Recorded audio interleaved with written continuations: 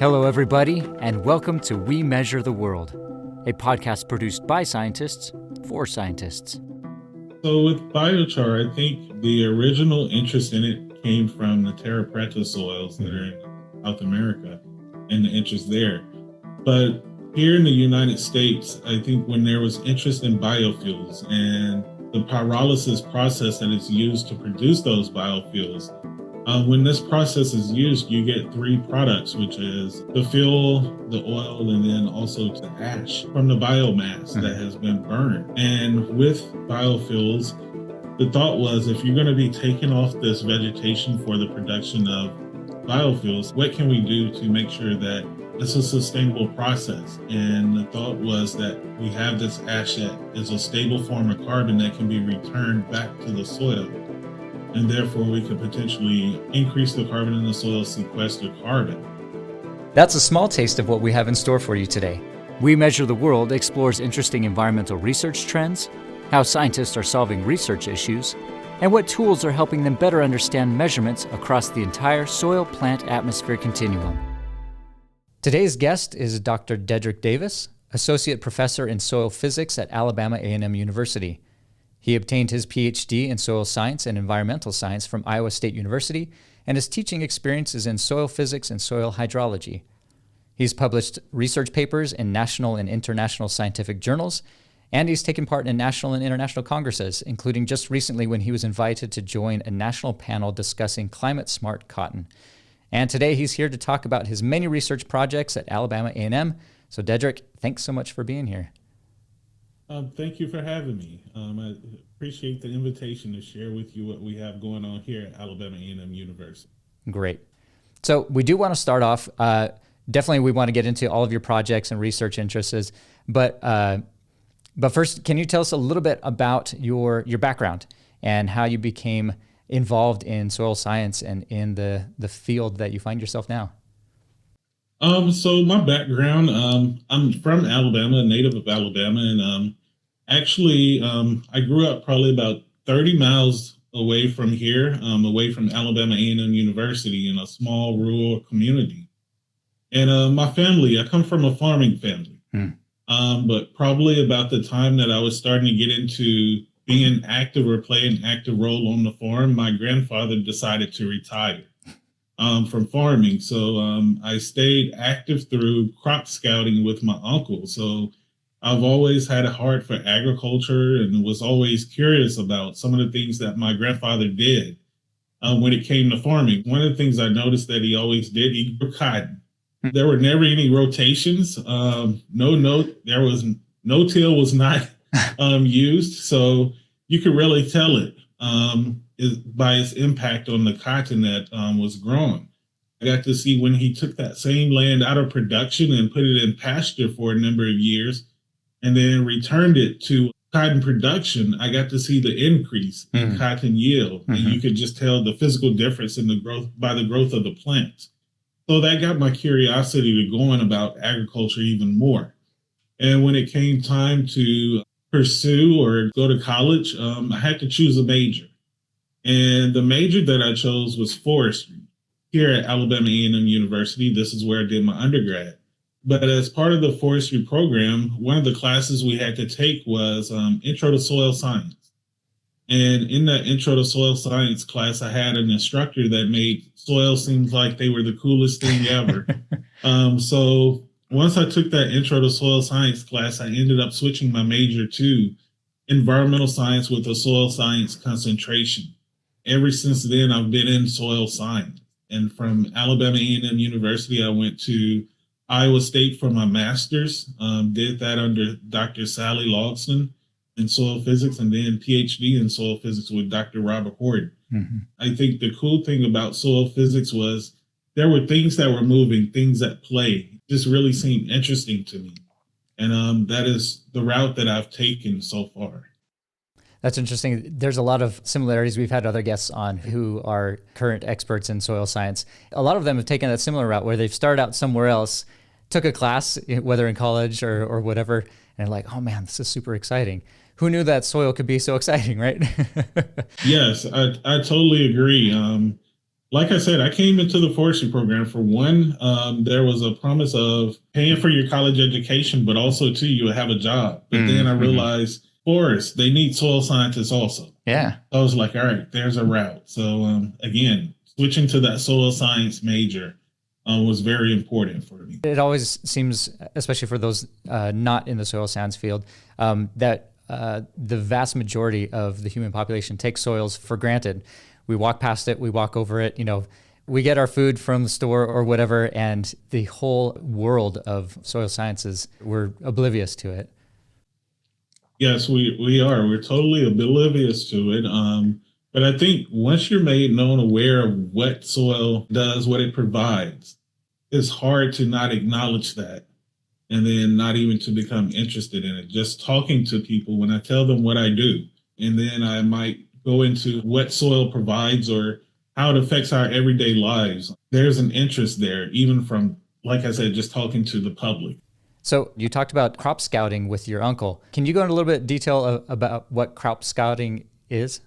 So the crop scouting that I did was for cotton here in Alabama, in the North Alabama area. And he usually contracted with farmers. And basically what we did with cotton scouting is we would go to certain fields that the farmers contracted with my uncle, and we would scout that cotton field for pests, get an idea of what pests are there. And then depending on what pests are there, what we noted, the most, I guess, numerous type of pest, we would then go and we would recommend pesticide applications for that specific cotton field.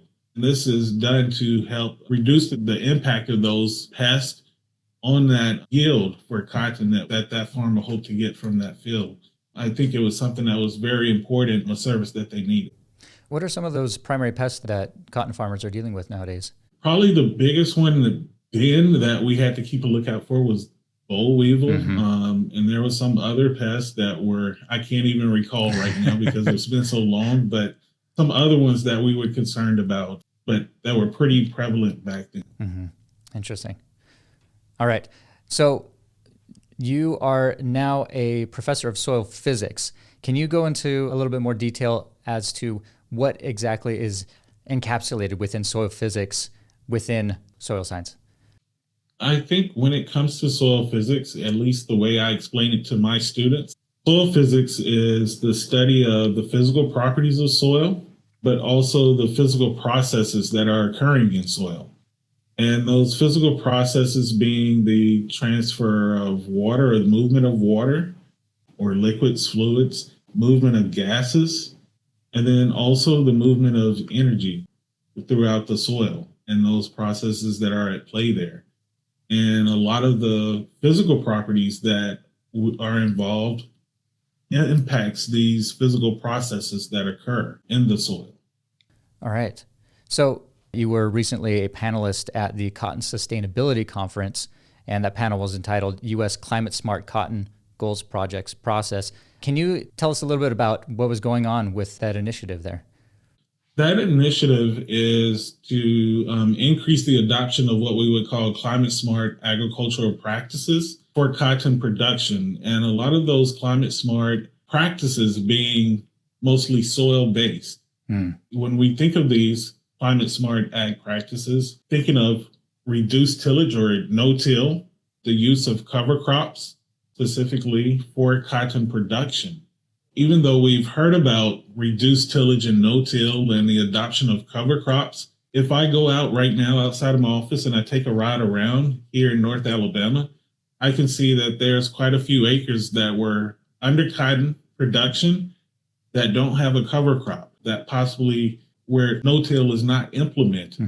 So I think we still have a long way to go when it comes to the adoption of these climate smart ag practices for cotton production, especially here in Alabama. So this project is to help encourage the adoption of these practices. But one of the things that I think is missing and has also been noted is a lot of times farmers are hesitant to adopt these practices because there's no proof of if they adopt this practice, how it might improve the health of their soils. So this project will go into gathering information regarding soil health, how these practices increase the health of the soil, but also to possibly help to establish a target for soil health as it relates to cotton production here for soils in Alabama. Mm-hmm.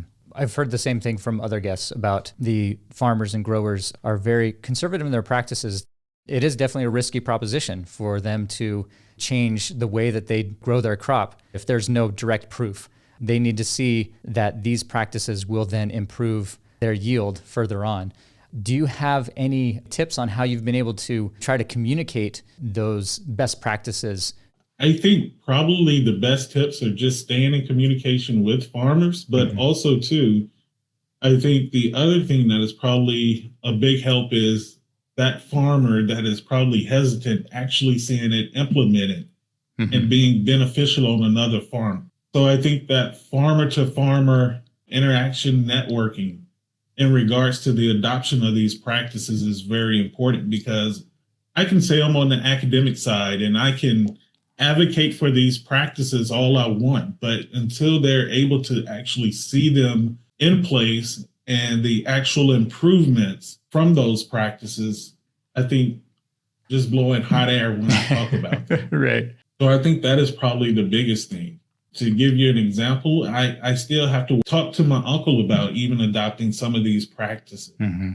So I think just staying in constant communication with farmers, but also having an example for them to see the benefit of these practices is very important. What is it about no-till or cover crops that then have become best practices when it comes to sustainability or climate-smart crops? I think when it comes to no-till, it's less tillage, of course. So we're hopefully enhancing carbon sequestration within that soil, but also too, if we're enhancing the carbon, maybe we have also these other benefits that are associated with this, such as increased water storage within that soil or water availability within that soil. And that's important, especially for areas like here in the Southeast, where during the summer, we can experience times of drought during the growing season. But also too, with the implementation of no-till and also cover crops, hopefully we're seeing a reduction in carbon dioxide effluxes from that soil also. And I think probably the biggest thing that I see with the use of cover crops, and I'll speak here for Alabama, we receive a lot of our rainfall from the time period of November to probably around April or May. And we get a lot of heavy rainfall. And for those soils that have no cover on them, protecting them, no cover crops, the amount of erosion, the amount of sealing that you see taking place is unbelievable. So just from that point of view, I think cover crops are beneficial, especially here where I'm at in North Alabama. So does soil health in northern Alabama, in that region, is that going to look different than elsewhere? I think it will be different. I think it will be, we can say reduce tillage and cover crops and things like that. But I think if we get very specific about it, it's going to be very different than, say, some other part of the country. I would hate to do a one size fits all approach for soil health, where you might have one thing for soil health in Iowa and you try to apply that same thing here in Alabama. It's not going to work because our soils are very different. Our soils here in Alabama are highly weathered. I think inherently lower quality soils because of where we're at, because of the weathering that has taken place over time. So the needs for our soil is going to be different than, say, somewhere else. And I think you have to really consider that when it comes to soil health here in Alabama. And then also too, considering the cropping systems that are in place. What are we growing and things like that. I know, for instance, I say no-till, but also, too, I know I'm not on the farm, but I know farmers have experienced times where if they implement no-till, sometimes they complain of compaction with long-term no-till, and that affects plant growth also. So what we do here is probably going to be different than somewhere else. Now, a lot of, or some of your research projects are also delve into this when it comes to land use practices. And can you talk to us a little bit about the importance of the variability that can occur when it comes to different land uses and the properties of the soil, whether it's hydraulic conductivity or water retention or other things like that? I think when it comes to land uses, you're going to see big differences as far as some of these soil hydraulic properties or processes that we're usually concerned about. For instance, one of the things that I'm studying here at Alabama A&M is looking at the impact of land uses on soil hydrology. Specifically, some of those land uses that we're looking at include, like, for instance, a loblolly pine plantation, also row crop agriculture, so soybean, and then also corn, a pasture. It's also included in that. And then if I can get my way, I would like to, hopefully within the next year or so, 6 months to a year, set up a residential lawn site, because all of these land uses, they're going to affect soil hydrology in different ways. For instance, a loblolly pine plantation is not going to be highly disturbed, and you're probably going to have more macropores there that can facilitate water flow, high rates of water flow through that soil, say, compared to highly managed row crop areas such as corn or soybeans, where you can have significant amounts of compaction that can occur that can reduce the flow of water through that soil.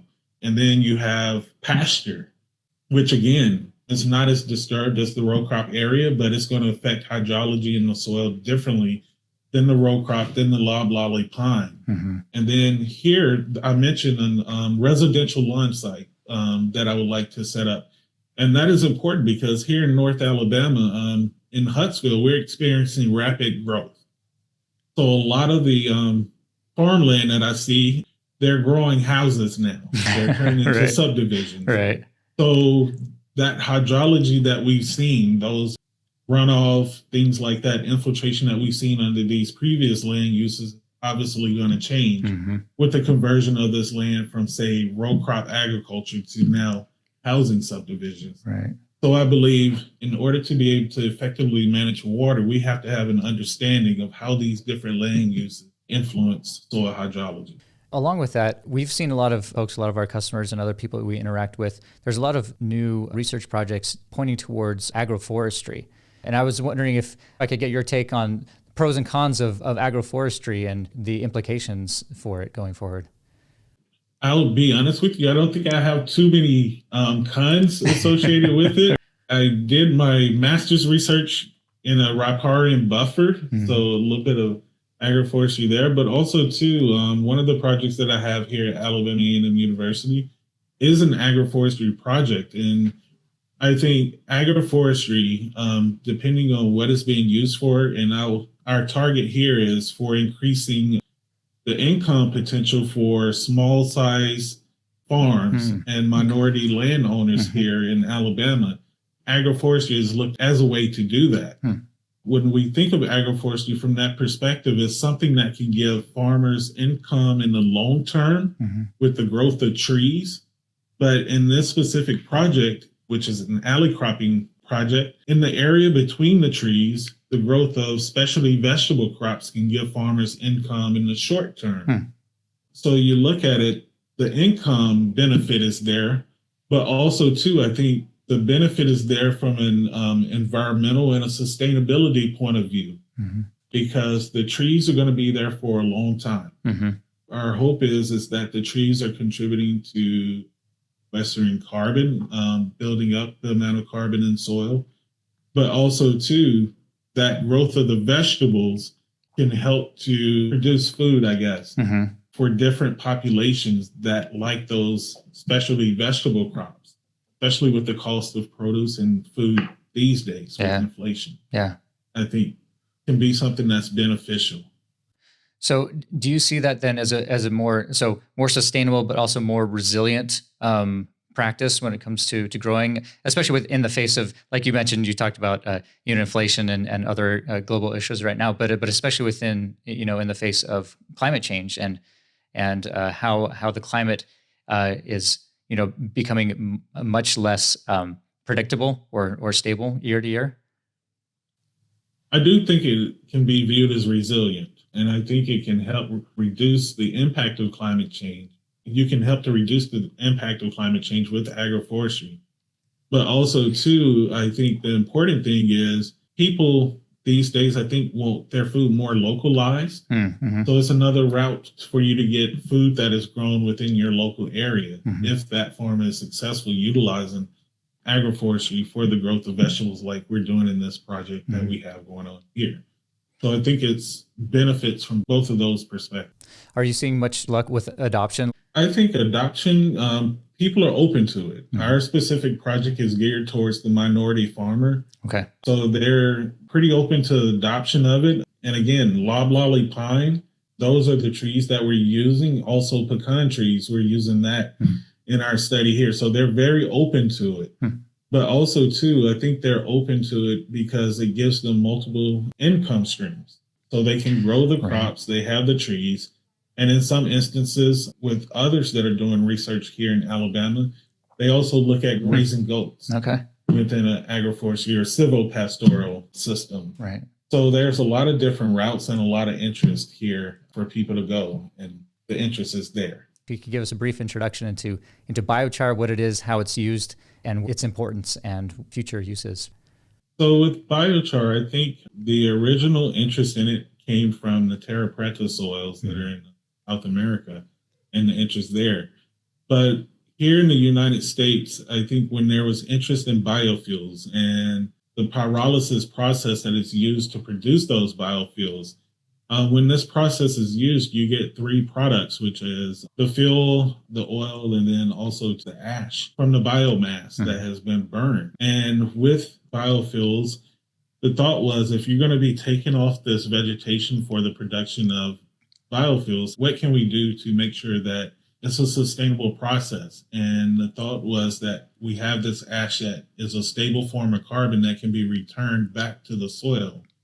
And therefore, we could potentially increase the carbon in the soil, sequester carbon. So that is where the interest in biochar originated from, or at least is what I'm familiar with doing my time and my work with biochar, was that you could return it as a soil amendment that can be used to enhance the physical, chemical, and biological properties of soil for the production of biofuels.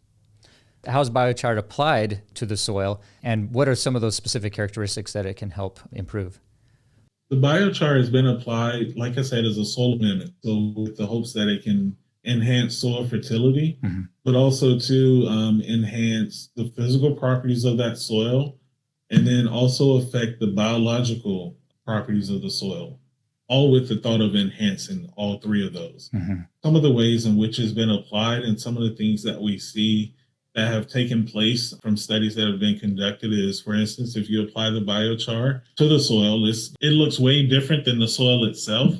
For instance, the biochar would reduce bulk density or soil compaction, but also potentially increase the water holding capacity of the soil due to its characteristics, but also to how it enhances the porosity of the soil through the reduction of bulk density. So things like that is the ways that people have looked at it as a soil amendment. Okay. In your mind, what are some of the next steps? What are some things that we can do to improve that use of biochar? I think next steps, and I'm speaking strictly from a research purpose, is to understand how it performs long term. A lot of the early studies with biochar have been in a lab, or if there have been field studies, those field studies have been very short-term field studies. So collecting the long-term data to see how it impacts the physical, biological, and chemical properties of soils is going to be very important, but also too, I think in understanding how it's going to impact crop yield and things of that nature is going to be important. And the more data that we get, better of an idea we'll have of the use of biochar as a soil amendment. So I think those are probably going to be the next important steps for biochar usage. But then too, I know there's also people who are looking at it from an environmental perspective and looking at its impacts on processes such as reducing the flow of chemicals or things like that in soil. So I think it's very important that we continue to evaluate biochar and its potential impact. For the other soil scientists and soil physicists in our audience, what are some of the more specific measurements you're taking, or how is your lab and your field research set up? So a lot of our work has been with evaluating the impact of biochar physical properties of soil, specifically soil water retention and thermal property. because my thought has always been, if you have biochar, you're going to apply it to the soil, and then you're probably going to mix it in or incorporate it into the soil, the upper part of the soil or near soil surface environment. And when I say near surface soil and soil surface environment, I'm talking about from the soil surface down to maybe 15 centimeters in depth. So when you add this biochar there, to me, that influences a lot of these physical processes and properties that we see that occur in soil. To me, the ones that are the most important are going to be soil water retention, because that biochar could potentially enhance the amount of water that is retained in soil. So one of the things that we've tried to do is we've tried to measure the impacts of biochar on soil water retention from saturation to oven dry condition. Near the soil surface, you have a lot of processes that are occurring, specifically heat and water movement, that play a role in these processes, such as evaporation of water from soil.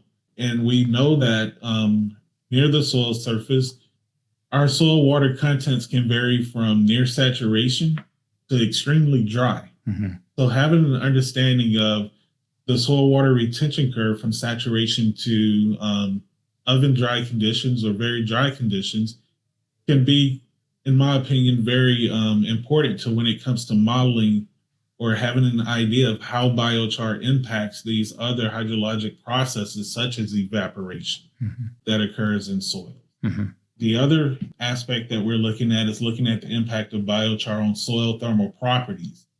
There's been a lot of work looking at the impact of biochar on soil fertility, soil biological properties and processes, also physical properties. There's been quite a bit of work done there, but when we look at its impact on soil thermal properties, there's not a lot of work that has been done there. I think the last time I looked at the number of articles that have been published where people have evaluated the impact of biochar on soil thermal properties, I think it was probably around 40 articles that have been published. This is a low amount of research when you consider biochar research has really been going on heavily for probably like the last 15 years. Those are what our studies are concerned with. So can you talk about poultry litter, what it is, how it is used as a soil amendment as well? In short, poultry litter is the bedding that is usually taken up from poultry production houses, and it's looked at as a cheap fertilizer source for crops because it's high in nitrogen. Alabama is one of the leading states in broiler chicken production in the United States. I think we're like maybe number 3, 4, maybe 5, somewhere in there, but we're near the top. And so we have a lot of poultry litter. Here in Alabama, that poultry litter is usually applied to pastures as a way to dispose of that poultry litter. Here within the last year, it's been applied to row crops because of the increase in fertilizer prices. So application of this poultry litter is occurring every year here in Alabama. The other thing with poultry litter is when you apply this poultry litter, a lot of times it can be broadcast, so surface applied, and then potentially incorporated, mixed in with the soil. So there are some environmental concerns that arise from that, one being runoff, but also two, you have ammonia, that is volatilization that is occurring, but also two, the odor that occurs with it. So it's not a very pleasant odor. So you have all these environmental concerns that occur, and one of the things that researchers have developed is a way to place this poultry litter below the soil surface with an implement that can basically open up a trench in the soil, place the poultry litter possibly about 3 centimeters below the soil surface, and then put another layer on top of it. Being a soil physicist, and one of the things that I'm interested about is water and heat movement near the soil surface, it became an interesting setup for me, because you have sort of this non-homogeneous system where you have soil, poultry litter, and soil underneath. And this, like I said, is very close to the soil surface. And some of those processes that are occurring that I mentioned with biochar, heat and water movement, they can be impacted, in my opinion, through the placement of that poultry litter that is there, because you have this non-homogeneous system or heterogeneous system where you have soil, poultry litter, soil. Poultry litter is going to retain water way differently than the soil. but also too, it's going to affect water flow differently compared to the soil. So that is where my interest in poultry litter stems from. All right. Do you have any preliminary results from any of your studies yet? Yes, we do. One of the things that we've been looking at is we've been looking at the effects of poultry litter, or comparing water vapor absorption with in poultry litter to that of soil. Mm-hmm. Using a water vapor absorption analyzer from meter, we looked at water vapor absorption isotherms for poultry litter, and we looked at the drying and also the wetting. And what we saw was that there's a considerable amount of hysteresis that occurs with the poultry litter compared to the hysteresis from the two soils that we evaluated. One being a sandy soil and the other one being a silty clay loam soil. Mm-hmm. These different degrees of hysteresis leads me to think that the poultry litter impacts water movement differently than, let's say, the two soils, if we only had soil there. So to me, that sort of gives me the opinion that, hey, we have to consider the effects of this poultry litter and the impacts it might have on water movement in the soil, especially under dry conditions when compared to the soil itself, especially if we have a system where we have soil, poultry litter, and soil there. Mm-hmm. So really quickly, for the non-soil scientists, can you describe hysteresis and what that entails? So soil undergoes wetting and drying daily. We can have drying that occurs, but then also too, we can have wetting that occurs. Mm-hmm.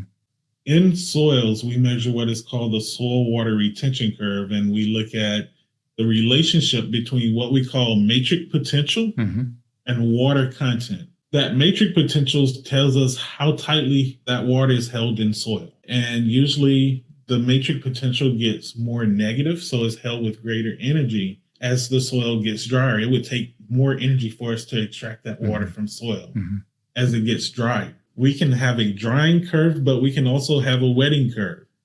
Even though we might be at the same water content, our matrix potential is not going to be the same depending on whether we're wetting or drying because of properties of that soil, whether it's the porosity or whether it's the surface effects. So when I say surface effects, these would be related more so to the texture and things of that nature. It's going to determine what we see as far as that hysteresis that occurs.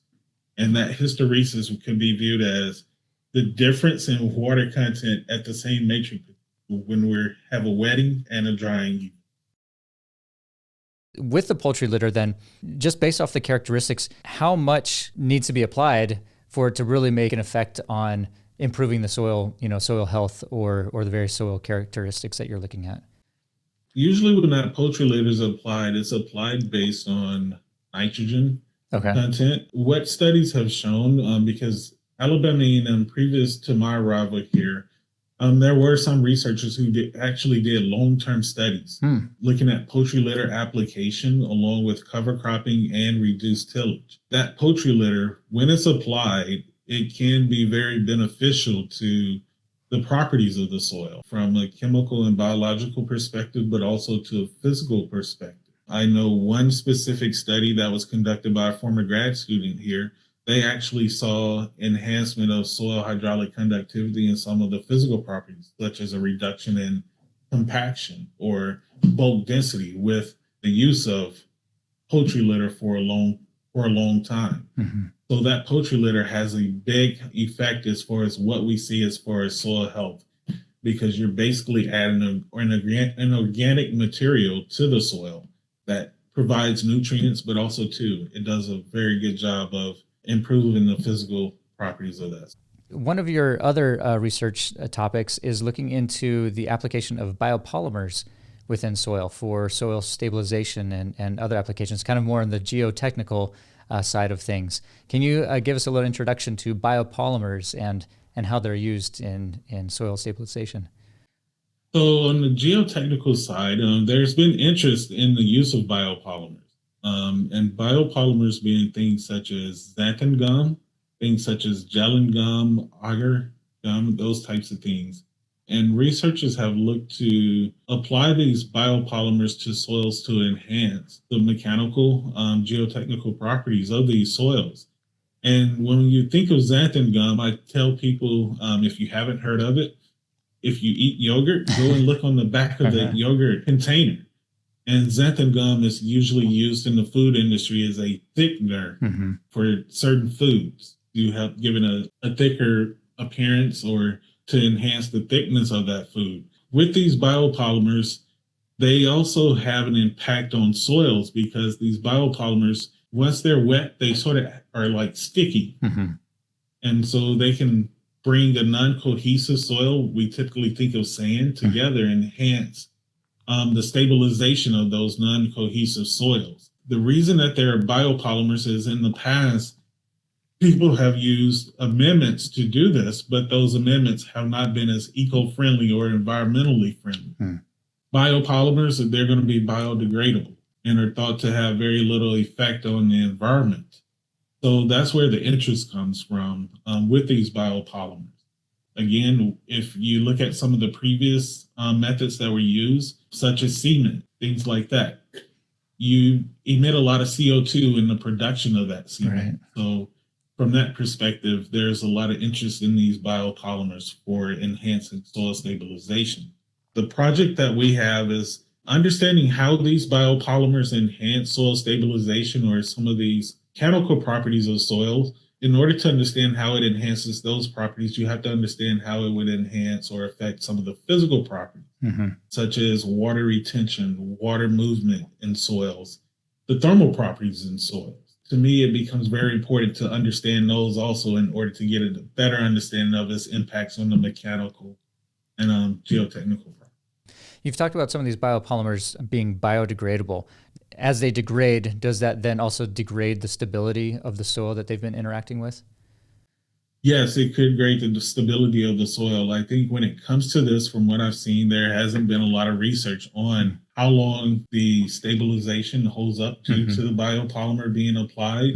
And I think that is where one of our other faculty members here is actually looking at the stability and how long is it going to be stable in that soil. That is a very important question. I know from some of the preliminary experiments that we've seen, apply this biopolymer to the soil, but over time, you can see some changes in the soil as we go through repeated measurements with the same soil samples. So there's some questions there about how it degrades after you've applied it. In our last few minutes, we want to kind of switch gears and talk more on the social side of things when it comes to being a soil scientist. You've gone from Alabama A&M, which is a historically Black college or university. You moved to Iowa State and then back again. Can you talk a little bit about your experience when it comes to diversity within the sciences and what you're doing currently or what you have done to help improve diversity within ag and soil sciences? The example of going from Alabama A&M to Iowa. And I will admit to you, that was a big shock because two very different environments. I think when it comes to understanding the value of this to diversity, is very important because I think students have to have an idea of how to operate in all different environments. Being at Alabama, I was of course, in a historically Black college and university and a predominantly Black student population. So it was something that I became used to. But then going to Iowa State got me out of my comfort zone because it's a totally different environment, predominantly white institution. Alabama A&M, 6,000 students. Iowa State, when I left, I think was right around 30,000 students.